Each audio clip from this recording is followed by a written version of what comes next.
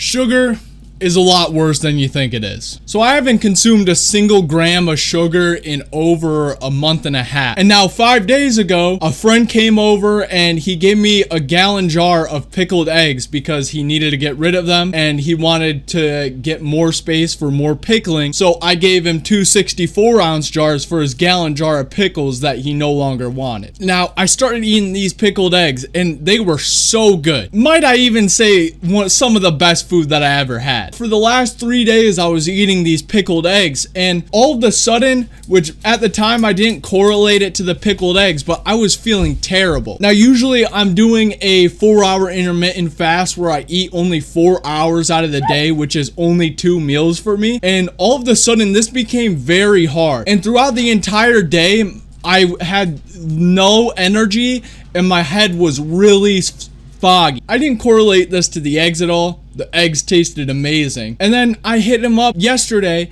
I was like, dude, what did you put in this pickle brine? Because the eggs are impeccable. And he told me he put some dill in there. He put vinegar. He put salt, the natural things that you put in a pickle brine. And then he put onions. And then it was the last ingredient. That changed my whole view on everything. Sugar. He put a few cups of sugar in this pickle brine and you can't even taste it. The pickle brine is so strong with the vinegar, but you can't taste the sugar at all. And then I was like, oh my gosh, the sugar is why my mind became so weak the last 3 days, because in the middle of the day I was getting these hunger pains that I never felt before other than when I first started the 4-hour fasting. And it was so hard to get throughout the day. And I'll even say it.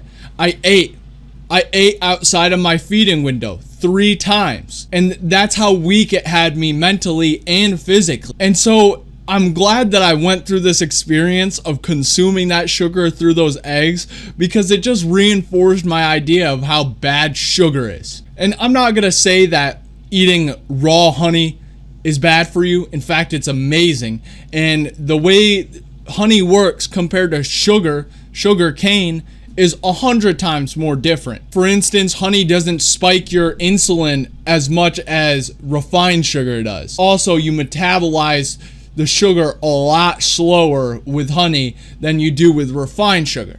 So honey is just fine. If that isn't proof that sugar is awful, it's like one of those experiments that was done on me without me knowing, but then I go through the entire experiment and now I know, and I'm like, holy crap, that makes so much sense. And there's this mindset that about moderation, that everything is good in moderation, but it's just not true.